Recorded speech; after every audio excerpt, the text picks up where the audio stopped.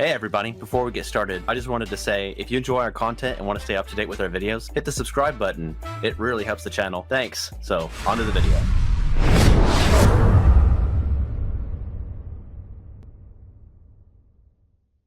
The intro opens with a young man acting in a play that seems to be traveling from city to city.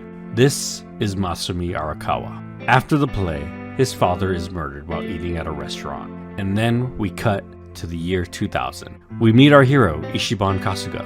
Ichiban was born in a soapland and abandoned by his mother, raised by the owner and the women working at the soapland. You learn he joined the Arakawa family solely on accident, as he was saved by their leader after getting into it with another family. He idolizes Arakawa and tried to follow his example. On the night of the new year, Ichiban was assigned to be Masato, Yasumi's son, bodyguard/escort. As Masato was born sickly and unable to walk, they went to their usual spot where Masato had a thing for one of the workers there. It was the hostess's birthday, so Masato wanted to make a big impression. He injected himself with an unknown drug before entering that gave him the ability to walk for a few hours. Then the duo entered the bar.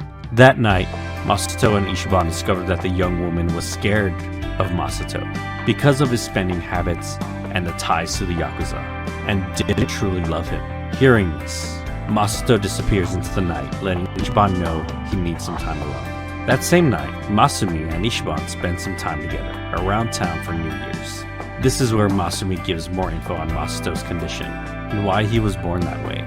Masato had organ failure due to being locked in a subway locker and being too cold, as his mother had to hide him from the Yakuza chasing her. Masumi clearly looks at Ichiban as a son as well, even mentions it so to him. The two spend the rest of the night together and ate at a local ramen stand, then split up for the night. Ichiban celebrates the new year by himself by drinking cheap gas station beer and passing out in the park.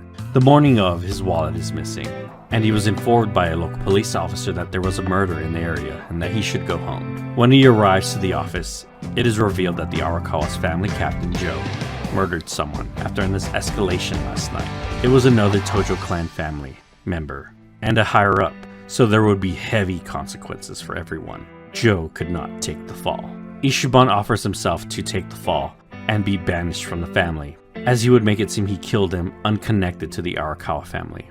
Ichiban feels as though he owes Masumi his life and gladly goes to prison for someone else for 20 years. In that time, Masumi promises to work his magic and reverse the banishment over time and smooth things over, and when he gets out, he will pick him up personally and they would rejoin. There was no one from the Arakawa family waiting for him on that day.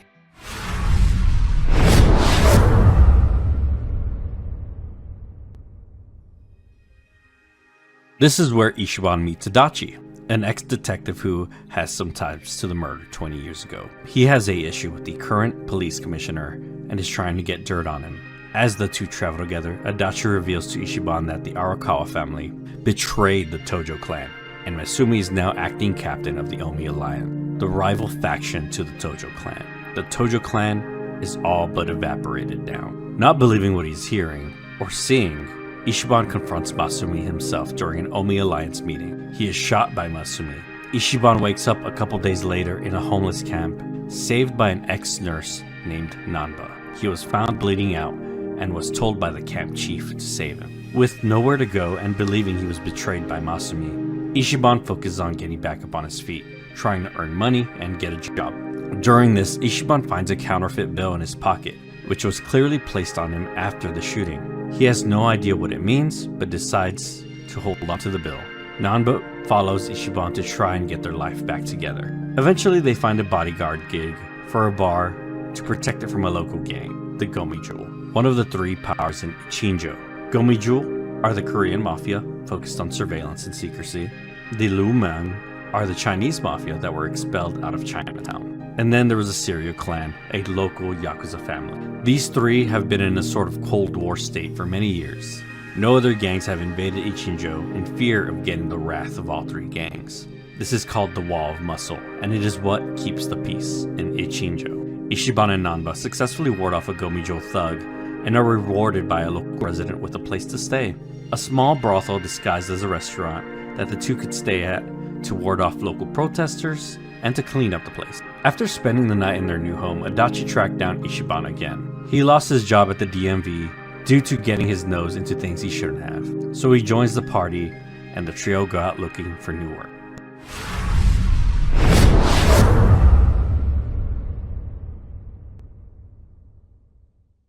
This is where they are assigned to work at a local soapland. The owner's name is Nanamiya. He seems like a real dickhead at first, but it is a front he is putting on partially. He does care about the people who work for him, and currently his top employee has been missing for a few weeks, and he wants the party to investigate it. Nanoha is her name, and she was working at the soapland to pay for her father's health condition. From what the party can gather, she is being taken advantage of by a local retirement home, as she has to pay a ton of money for her father's care and is not able to visit him. The team is eventually able to infiltrate the retirement home by posing as workers, and it is revealed that on the top floor, after a certain amount of time, the home is killing residents and collecting money from their families. For Nanoha, they posed to her as if the resident needed an operation and collected even more money from her. The operation happens and the resident passes away. Infuriated by this, Ichiban and the team find out it's being run by a local Yakuza family.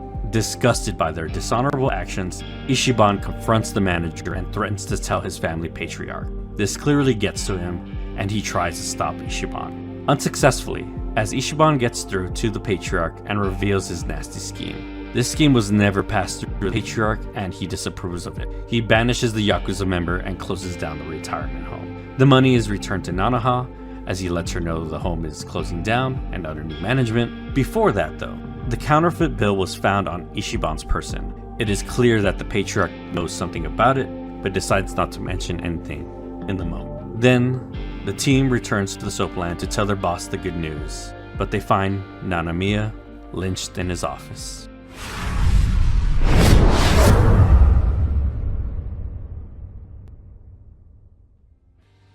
During Nanamiya's funeral, the party is approached by Saiko, a hostess at one of Nanamiya's bars, and Nanoha's twin sister. She was estranged from her family and had no idea her sister was in trouble, and thanks the party for helping her sister. During the conversation, she mentioned she knows Nanamiya did not commit suicide, as she heard his office get invaded over the phone. Nanamiya called Saiko to tell her about her sister's situation, and during the call, Nanamiya was attacked. The attackers were speaking Chinese, yelling, "Lao Ma." Lao Ma is a local crime lord, part of the Lumang, one of the other rival gangs in Ijincho. Upset by the murder of their boss and friend, they promise Saiko to avenge Nanamiya and find his killer. Saiko joins the party. After many twists and turns and gathering info, the team ends up at a warehouse that Lao Ma owns that is importing goods for local Chinese restaurants. It is revealed that the company is counterfeiting Chinese currency and paying for the shipping of goods front in cash. This lets them buy the goods for basically nothing and reselling to the local restaurants for insane profits. The team finds out about this secret and tries to steal a counterfeit bill so that they have leverage against Lao Ma, now known as Mabuchi, which is his real name. In the process, they get caught and the situation escalates. A fight breaks out and the warehouse is burned to the ground on accident, and the team is captured.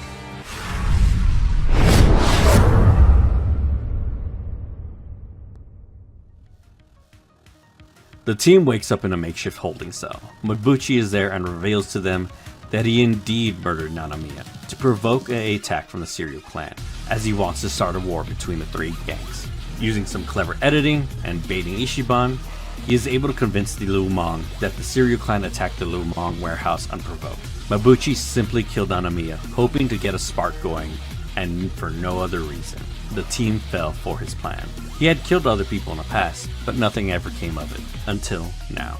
Mabuchi leaves the party to be executed, but they are saved by a white-haired man. The team breaks free and escapes the Lumang underground base. While the party was escaping, Mabuchi and the Lumang gunned down 2 young Yakuza members in cold blood as retaliation. This incites the serial clan to invade the Lumang territory, and a war breaks out. Ichiban and the gang reach the serial captain before he assaulted their main headquarters and stops any more bloodshed. The Lumang leader steps out and threatens to have them all killed. Ichiban pleads his case and tries to convince him that they are all being played by Mabuchi. Zhao is his name, and he is the Lumang leader, wants proof, and threatens to kill the captain. He will hold him hostage until their return. Zhao recommends that they talk to the Gomi Jewel, as they deal with information, and if anyone knows or has proof, it is them.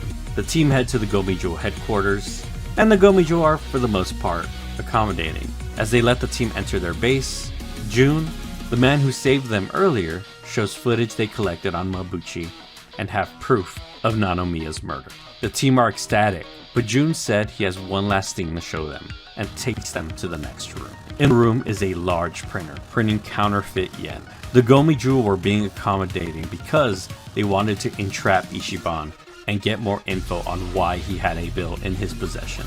Ichiban pleads his case that he knows nothing about the counterfeiting, and they eventually believe him, as they have been monitoring him this whole time since entering Ijincho.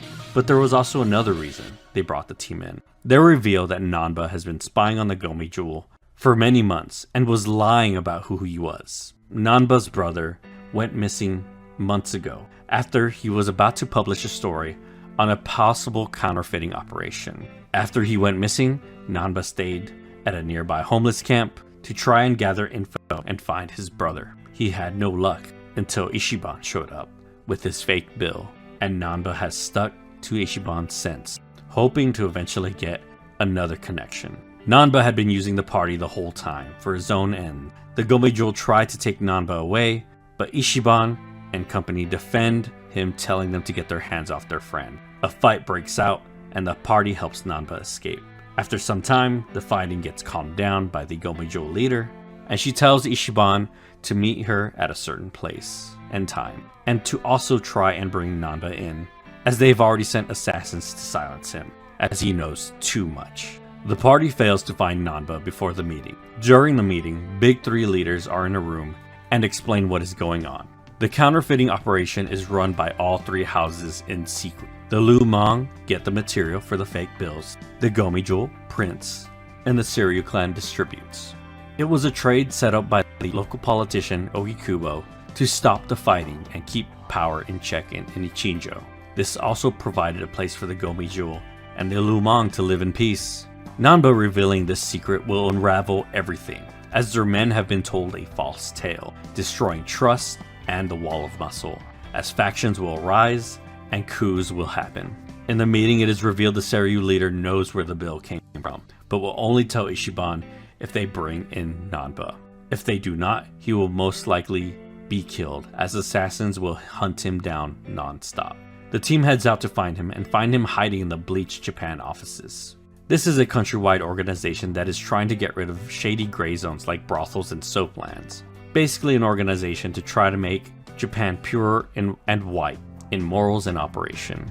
Nanba headed to them so he could spill the beans and get the word out on the counterfeit operation. The owner of Bleach Japan is ecstatic to hear the news, as he has been trying to get dirt on the local politician Ogikubo for a long time. It is also revealed that Mabuchi is working for the same man. Bleach Japan has ties to the Omi Alliance and has been trying to use its influence to bring down the Ijin Three this whole time. This information is enough, and a full-scale Omi invasion is going to happen because of this. Mabuchi was promised a spot in the Omi Alliance, making a new family for his work.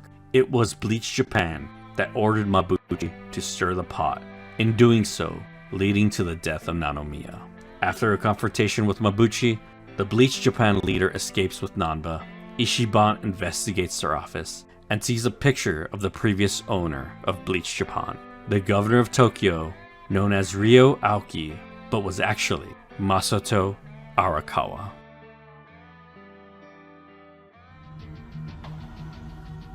The next day, the team is called by Zhao. He lets them know that the word has gotten out about the counterfeiting operation, and most of his men have left and turned against him. A similar situation is happening in the Seiryu clan as well. Bleach Japan has rallied in the Gomi Jewel property and are attempting to break in and get evidence. This is just supposed to be a protest, but there are many Omi Alliance Yakuza posing as Bleach Japan members. The Gomi Jewel need help, as they are the smallest of the three factions. Zhao asks for the party to help and promises to take the hits off of Nanba if they succeed in helping the Gomi Jewel. Ichiban and company agree, and head to the Gomejo territory. Their front gates are being hit by a wrecking ball, and Bleach Japan are attempting to break in. The party slows down Bleach Japan, but they are unsuccessful in getting in to help inside. This is when Jun calls Ichiban and gives him a secret, showing their trust in Ichiban. He gave them the secret location of the residential district for the Gomejo gang, and a rear entrance into their headquarters. The party is able to get into the main surveillance building. The Gomejo leader, Song-hui, is told to burn all the evidence of the counterfeiting operation by Ogikubo, thus also burning their home. The Gomejo owe their lives to Ogikubo, so they follow through, but need Ichiban and company to buy them some time to burn all of the evidence. They are attacked by Bleach Japan's current leader, a Yakuza officer, and alongside them, Nanba, who is working with the people who murdered Nanamiya to get more info on his brother and revenge against the Gomejo. Ichiban refuses to get out of the way for Nanba's sake, as he is going down a dark path, and he wants to help stop his friend from doing any more damage. A fight ensues, and the Gomejo are successful in lighting the building on fire. It is revealed that Nanba's brother is still alive, and now that the whole counterfeiting situation is over, there is no more reason to keep it a secret. He is being held in the Gomejo residential area as a permanent guest. Nanba then goes off to see if the story about his brother is true. Meanwhile, the team kidnaps the Bleach Japan leader and takes him to the homeless camp. Nanba confirms it is true that his brother is alive and well. He thanks Ichiban for his help and states how tired he is of Ijincho, and it feels like his soul is scarred, irreversibly. He had to do some scummy things and even help Nanamiya's murderers. He tells Ichiban to leave Ijincho as it cannot be saved. Nanba goes on his own way, Ichiban believing in him, knowing he will return to them when the time is right. The Bleach Japan leader is interrogated for more info about Masato, and more of their plan was revealed. They are using their political power and ties to the underworld to amass as much power as they can across Japan, to go up in the political world and gain even more power. Ogikubo was one of the only people who stood up against Masato in the political world, so they wanted to get some dirt on him to bring him down. The team is then attacked during the interrogation, and the leader is able to escape during the fray. The Seiryu leader, Hoshino, calls Song-hee, the Gomejo leader, to see how things are going on their end, and to also ask about how the Lumang are getting along. Hoshino was able to calm the unrest on his side, but the Gomejo have no idea what is happening to the Lumang, as all the surveillance was destroyed along with the fire. Ichiban mentions that the last call he received was from Zhao, and he stated that there was a coup going on, and he was too busy to help the Gomejo, so Zhao sent Ichiban in his place. Ichiban and his team then head off to save Zhao, and as a way to pay back for the Lumang's help, Song-hee sends Jun along with the party. The Lumang base is overrun with Yakuza and Mabuchi loyalists. Ichiban and team arrive in time to meet some of the Omi Alliance officials as they are having a meeting with Mabuchi. Ichiban makes a large impression on the Omi leaders as he takes down Mabuchi one last time. As they're about to be overwhelmed by the Omi officers, Nanba appears to even the fight and reaffirms Ichiban's fight is his fight as well. The team is able to thwart the coup and defeat the Omi leader. Meanwhile, Zhao was saved by an old friend, Mitsu, a Yakuza member from the start of the game, part of the Arakawa family. Ichiban was never able to catch up with him until now. Against orders, Mitsu saved Zhao and released him. He handed Zhao over, letting Ichiban know that something big is about to go down, and Arakawa will need his help. They part ways, Mitsu unable to reveal more, but that he would contact him once the time has come. Zhao then reveals he is stepping down as the Lumang leader and handing leadership to Song-ri, the Gomejo leader. The two gangs will merge in order to prepare for the coming days. The Gomejo will gain a new home, and the Lumang will fill their rank.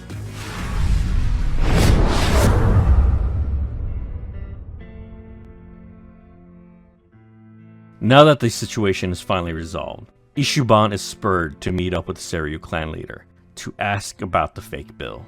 The two meet up in Hien Tower, where everything began. Around 40 years ago, Masumi Arakawa's father was killed. It's not until this conversation it is revealed that Toshino, Masumi's father, was smuggling the fake bills for the Seiryu family. One day, he reported that he had lost a suitcase of counterfeit bills. Thus, he was punished as an example. Hoshino was the one who murdered Masumi's father that day many years ago in Heian Tower. He had no idea Masumi was with him. Later he found out Masumi's mother was the one who stole the money for herself and her lover. She was killed as well. Eventually Masumi was able to track down his father's killer and invited him to Heian Tower. Knowing his fate, Hoshino accepted the invitation, expecting to die that night. Thinking he was about to die, Hoshino revealed all his secrets and why his father was murdered. When Hoshino finished, Masumi stood up and spared him after hearing his story. Thankful for sparing his life, Hoshino sent a batch of fake, defective bills to Masumi as a sign of trust, as Masumi could use the bills as leverage against Hoshino. This also was a sign that Hoshino owed him a favor.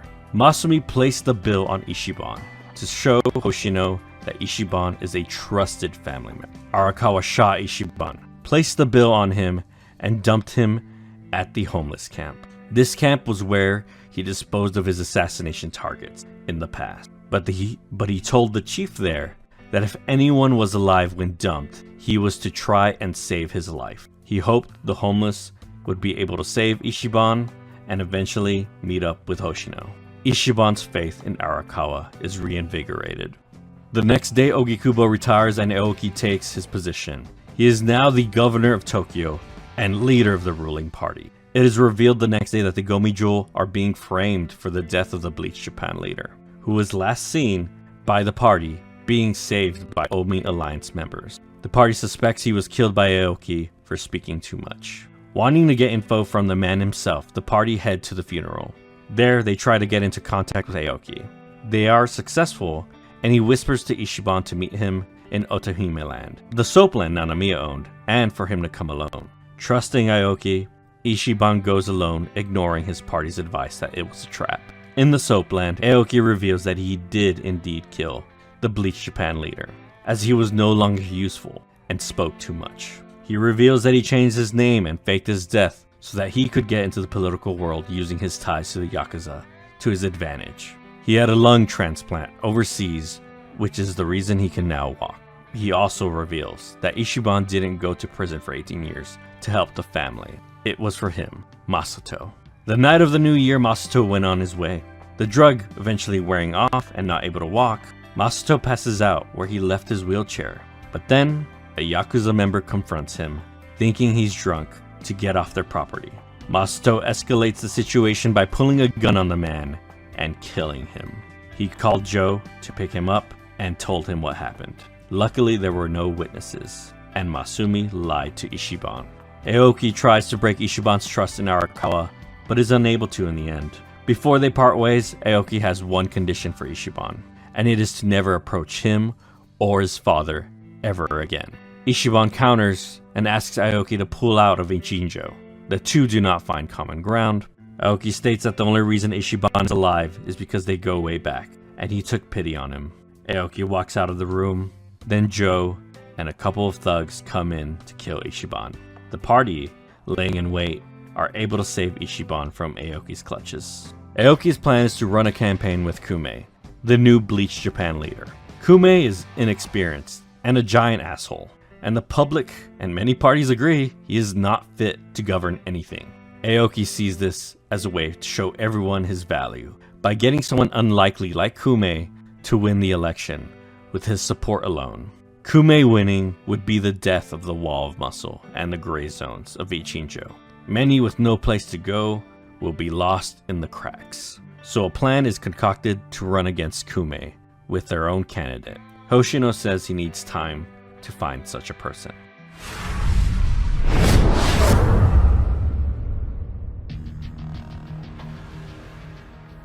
While waiting, Mitsu contacts Ichiban that it is time. Arakawa needs his help. So the party heads off to Sotenbori to meet up with Arakawa and learn of his plan.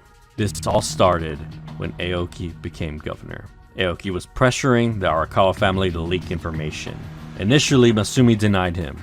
He brought it up to his leader, Dojima, who knew if the Arakawas did not leak information, eventually Aoki would move on to another family and pressure them. Someone would break. Dojima approved for Masumi to leak information on the Tojo clan to Aoki and play the traitor this whole time. In recent years, politicians and law enforcement have been using the anti-Yakuza laws to bend the different clans to their wills. Dojima, the current Tojo clan leader, believes eventually a time will come where a Yakuza badge will only mean that they are a government slave. In order for Aoki to not gain any more power, it was decided between Dojima and Watase, the Omi faction leader, to dissolve the clans on the day of Watase's release. Foreseeing that many will have issue with this, Arakawa has been massing friends and comrades for this day of reckoning. The next day, the Omi Alliance meeting is underway. Watase and Dojima make their announcement, and a grand brawl breaks out. A man nearly gets to Watase, but he is saved by a familiar stranger. The fighting eventually stops. The Omi Alliance and Tojo clan are able to dissolve their families. Arakawa thanks Ichiban for his help and is impressed and proud that he survived this ordeal. The two meet up the next night. Arakawa was invited by Hoshino for dinner, so they get to spend some time near the pier and talk before then. Arakawa plans to focus his energy on those Yakuza who lost their place in the world, now that their families are dissolved, and try to make a positive change. All of Aoki's plans hinged on the support from the Omi Alliance, but now that is all gone. He hopes Aoki/Masato will learn from this and not let the pursuit of power choke him. Before they go their separate ways, Ichiban asks for Arakawa to accept him back into the family. Arakawa is caught off guard by this, as Ichiban says working in the family was the best time of his life. Arakawa says Ichiban should hate him after sending him to jail in Masato's place, then after that shooting him. He told Ichiban that he has never done anything for him his whole life, and that it was his own strength that helped him survive all the ordeals he's been through. He tells Ichiban about a recurring dream he has, where Masato was born in the soapland instead of him. Then asks if Ichiban ever wanted to know more about his parents. He says he's gotten used to not knowing them. Arakawa sheds a tear, wipes it away, and claims it's only a dream, and that he can get to his destination on his own. He tells Ichiban he will see him tomorrow, and the two separate for the night. Come morning, Masumi Arakawa's body is found in the ocean.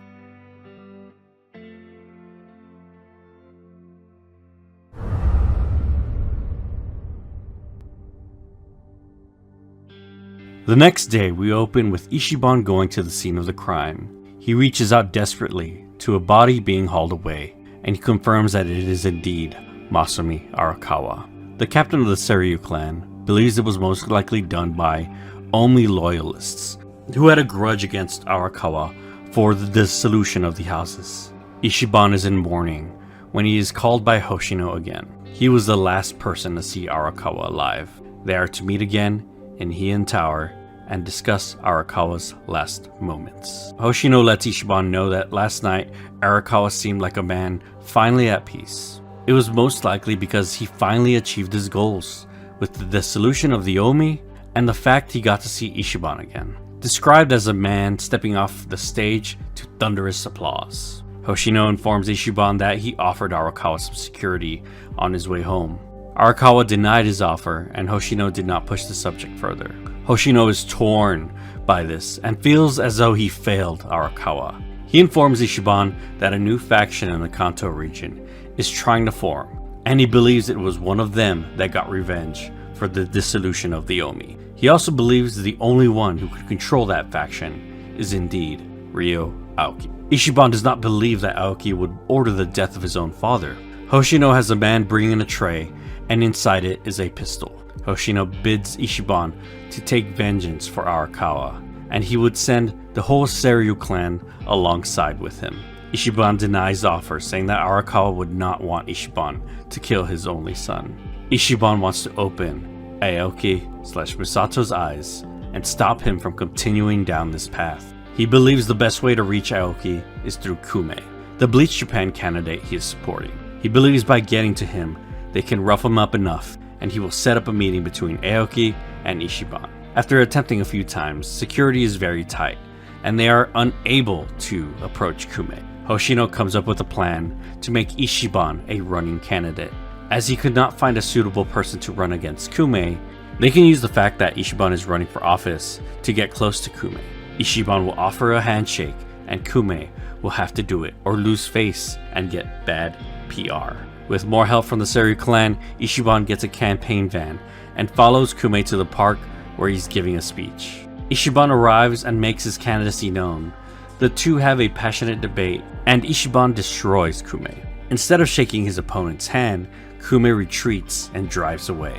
But this sparks a huge wave of support for Ichiban, as he was able to put Kume in his place and is well known by the many local residents. The party follows Kume again and is able to get close for a handshake and a short conversation, but he is interrupted by Jun, who received a tip that the Seiryu clan chairman is in danger. The party drops everything and go to the Seiryu headquarters. When they arrive, it is much too late. The captain is severely wounded and no one has heard anything about the chairman Hoshino. Ichiban is able to break through to the main office, and when he opens the door, he sees Hoshino dead, shot in the heart. Joe is sitting in front of the chairman smoking and says Ichiban is late. Ichiban is always late. On any job Joe sent him on, even the smallest errand, Ichiban was late. He admits to killing Hoshino and that he was a pillar to the community, and without him, the Ijin 3 will fall, and so will the Gray Zones. Ichiban, infuriated, asks why they would do such a thing. They already have so much power, why continue this way? Joe claims it's Ichiban's fault, because he started running in the election. Even though Ichiban has a slim chance of winning, Aoki does not like any signs of defiance. The chairman was killed in Ichiban's place since he became a public figure. They believe the Ijin 3 were the only thing keeping him in the race. Ichiban is shocked by how far Aoki and Joe will go. He attacks Joe and asks if he killed Arakawa. Joe taunts him, giving him a non-answer. A fight then breaks out between the two. Ichiban wins and asks why Joe is blindly following Aoki's orders. He says his life purpose is to protect Aoki. He lets Ichiban know that he did not kill Arakawa. Aoki did put in a request to Joe, but he disobeyed him for the first time. Even after everything, he could not bring himself to kill a man he respected so much. He respected Arakawa not because he was his Yakuza boss, but for another reason. Joe tells Ichiban a story he had never told anyone before. When Joe was 15, he got a woman pregnant. The two were very poor and just getting by. They were unable to support a child. So the two hoped that by not visiting the hospital or any doctors, she would get a miscarriage and the problem would just go away. Months later, she gives birth in a bathroom stall. The two, still unable to support a child, concoct a plan to abandon the baby. Just lock it away like it never existed. They put this baby in a subway locker, locker 99. They lock it and take away the key. Unable to cope with what they had done, the two had a change of heart and returned much later to get the baby. When they arrive, they see a crowd surrounding a man punching a locker. Masumi Arakawa broke into this locker thinking it was his son in there, but it was actually Joe's. Masumi's wife did indeed go along with the exchange at the subway, but she put the baby in locker 100 and did not lock it before leaving. She asked the owner of the soapland she worked if he does not hear from her to go to the lockers and see if the baby was successfully exchanged. When her boss arrived, he found a baby quietly sleeping in locker 100. This man was Ichiban's foster father, Jiro Kasuga. From what happened that night, it is most likely that Ichiban is Masumi Arakawa's true son. Ichiban does not believe it. Joe claims a simple DNA test will reveal everything. Joe starts to walk away, but is stopped by Zhao and Jun. He comes along peacefully, saying to do whatever they'd like to him, as he has no future. Joe refused the hit on Arakawa, and from that moment, Aoki thought of Joe as disposable, and gave him this hit. He knew no one would come out walking alive after killing a Yakuza chairman. Ichiban asks who Joe thinks took the hit on Arakawa. He believes it was Ishioda, the man from the Omi invasion. Joe is then taken by the police. Afterwards, Jun reveals who gave the tip about the attack on Hoshino. It was Joe himself. He did not want to kill the chairman. He tipped off the Gomi Jewel before the attack, hoping that Ichiban would come in time to stop him. The party feels as though they failed Hoshino and Joe. Ichiban is frustrated that Joe always expected way too much out of him.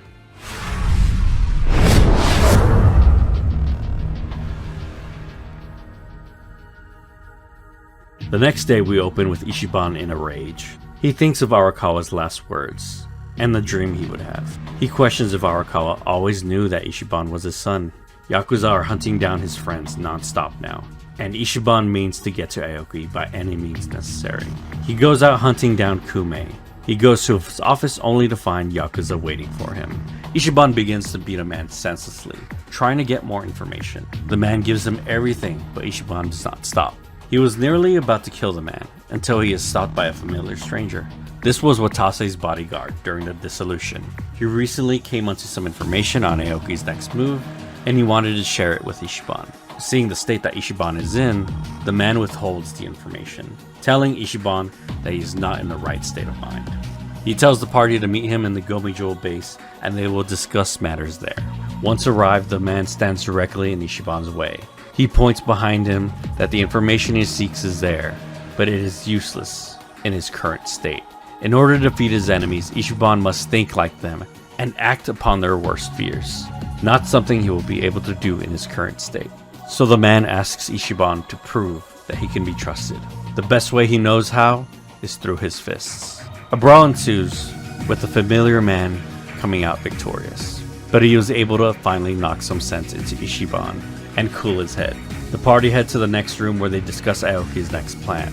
His plan is to assassinate Joe Sawashiro while in prison, as Aoki expected him to die and he cannot have any loose ends in case Joe talks. Footage is found where the assassins are holding up, and the party make plans to head that way.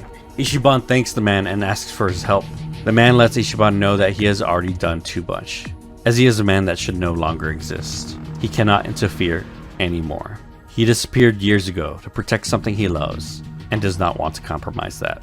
Ichiban and the team head to the warehouse where Ishioda and Joe's assassins were held up. The hired assassin is known as Mirror Face, and able to take on the appearance of anyone. He successfully looks like Adachi and tries to trick the party, but Ichiban is able to figure out the imposter with some quick thinking. The party interrogates Ishioda and tries to get him to convince he killed Arakawa. Ishioda says he was assigned to kill Arakawa until someone got in the way. It is revealed that Tendo, another one of the Omi Alliance captains, betrayed Arakawa that night and shot him.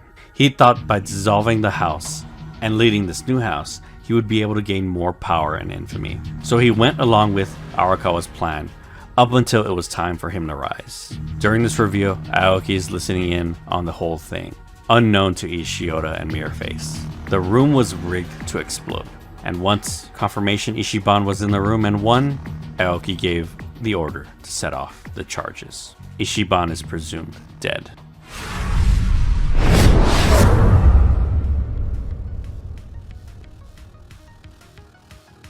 Time passes to the night of the election. Aoki is giving a speech to the public in Kamurocho, when in the middle of the crowd, a loud man with a megaphone interrupts him. Ichiban was thought dead by the world, but went into hiding after barely escaping the explosion. He announces to the public that he simply wants to shake the governor's hand. He quickly jumps onto the campaign bus to get in close. Aoki is caught off guard by Ichiban, thinking he was surely dead. While shaking, Ichiban got in close and told Aoki that Captain Sawashiro recorded his conversations with him, and there's evidence of him putting out the hit on Arakawa in the family office in Kamurocho's Millennium Tower. Aoki believes that this is a bluff, and Ichiban simply responds that it doesn't matter to him, and Aoki will come to find everything he worked for torn down by tomorrow. Ichiban walks off into the night, and the party lays low. The plan was simple. Even though that it was obviously a bluff, Aoki cannot take that chance, even if it's lower than 1%. He would send in his top men to the Millennium Tower and tear the place apart, looking for that proof. This was the ploy to get Aoki to send out Tendo. Tendo is Ichiban's main target, as he betrayed Arakawa and murdered him. Knowing Aoki's habits, he would not be satisfied until the job was done himself, baiting Aoki to come to the tower as well. The team will wait for Tendo to arrive at the Millennium Tower, then attack during the search. They are able to break through and eventually reach Tendo in the Arakawa family office, where he sat waiting for Ichiban, knowing it was all a bluff to pull Tendo out. A brawl ensues, and then we cut to Aoki in a live televised conference. During the conference, news breaks out that a warrant was issued for the murder of Masumi Arakawa. The press begin to panic and flood Aoki with questions. Aoki attempts to calm them, but it begins to trend online that Aoki is not his real name, that he is indeed Masato Arakawa. Aoki retreats and heads towards the Millennium Tower as Tendo is not answering his phone. He eventually finds Tendo sitting in the office, waiting for his arrival. Ichiban and his party's bodies lay lifeless on the ground. Tendo asks what else needs to be done, and Aoki tells Tendo to kill those who were conspiring with and support Ichiban. He goes on about not wanting to have any more close calls, and even mentions involvement with the explosion that was supposed to kill Ichiban. Ichiban and the party spring to life. Aoki is taken aback and looks towards Tendo. Tendo rises and says he made the mistake of hiring him and treating him like he was a disposable peon. He then walks behind the desk and pulls out the true Tendo from behind. The man was Mirrorface, and it seems like Ichiban was able to get him to help after Aoki nearly killed him during the explosion. Saiko and Jun walk out of the shadows with their phones, recording the whole conversation. Jun threatens to post it online. Ichiban asks Aoki to let it go and that everything was over. Aoki refuses to give it up and orders his men to kill everyone in the room. A fight breaks out with Aoki and his goons.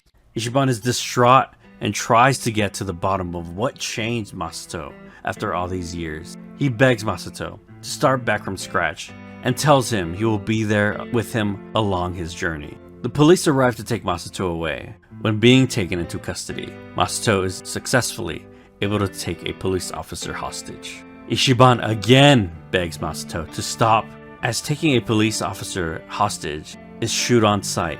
They will kill him no matter who he is. He tells him he does not want to see any more of his family die.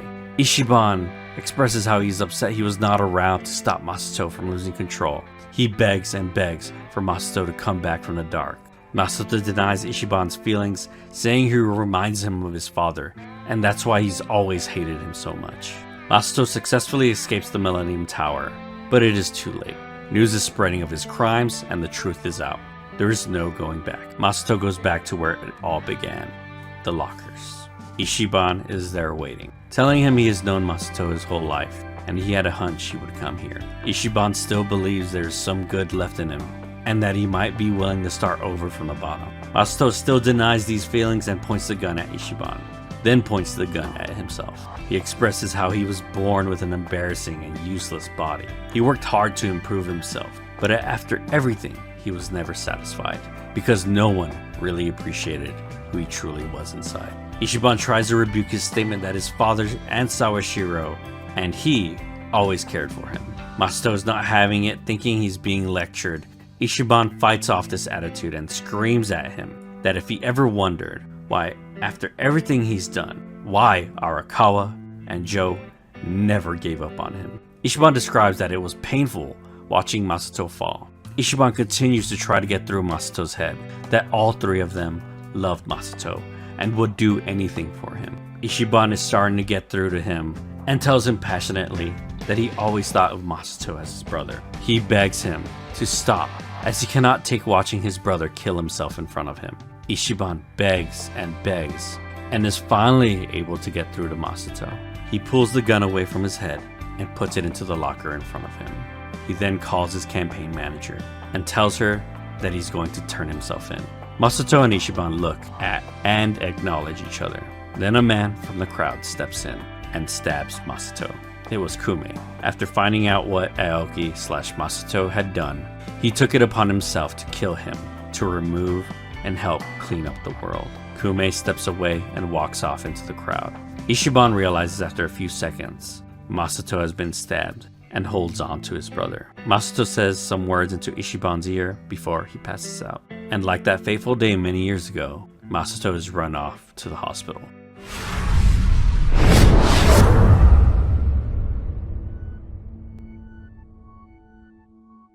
We open with Ichiban praying to the Arakawas. Nanba notifies Ichiban that Joe got life in prison for his crimes. He expresses that it is sad that Masato never found out who his real father was. He then asks Ichiban if he wants to get a DNA test to see if Masumi was truly his father. Ichiban simply states that he has two fathers, Jiro Kasuga and Masumi Arakawa. They are the men who made him who he is today. Saiko joins the two and they head to the funeral to say their final goodbyes to the Arakawas. In the funeral, Dojima lets Ichiban know they are starting a security company and using that to help Yakuza that lost their way. in the dissolution. They offer Ichiban to join them, as Arakawa was supposed to, but Ichiban rejects their offer. He says Ijincho is his home. The people here are unreplaceable, and he owes them for everything. Saiko and Nanba overhear the conversation and are relieved Ichiban decided to stay. The rest of the party arrive to see what decision Ichiban made, and he tells Saiko to give everyone the good news, as she overheard. He then walks off into the distance. Ichiban looks off into the distance, remembering Masuto's final word, live Ichi. Starting over from rock bottom, I'll take those odds. Letting his brother know to live his life, and that if he could, he would listen to his advice and start over again. Ichiban looks to the sky and says, Once you're at rock bottom, the only place to go is up. There's no shame in being at the bottom. All that matters is how you decide to climb back out of the darkness. There's always a ray of hope up there. I was lucky to learn that from you, young master.